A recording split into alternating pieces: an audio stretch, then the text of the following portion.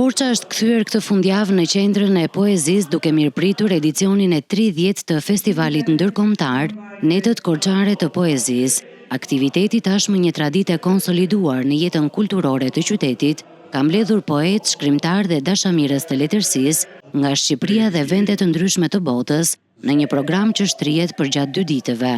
Si çdo fundmaj në Korçë, e cila shndërrohet në kryeqytetin e lirikës korçare, ne festojmë Festivalin Ndërkombëtar të Poetëve dhe Autorëve Netët Korçare të Poezisë.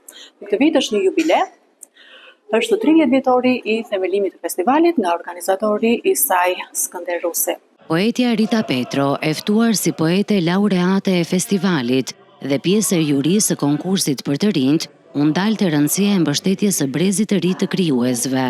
Kanë ardhur poezi shumë të mira, nuk ma ka pritur mendja se ata janë shumë të rinj, dhe me sa më thanë, shumica janë edhe nga gjimnazistë. Kështu që dhe lexova poezi vërtet shumë të mira. Unë jam dhe nga ato që do doja t'i jepja shpim gjithve, por që 3 janë zgjedhur. Në jubileun e tij të 30, festivali vijon të mbetet një hapësirë e rëndësishme promovimi për poezinë, duke ndërthurur veprimtaritë letrare me mbështetjen e talenteve të reja, që hedhin hapat e parë në krijimtarinë poetike.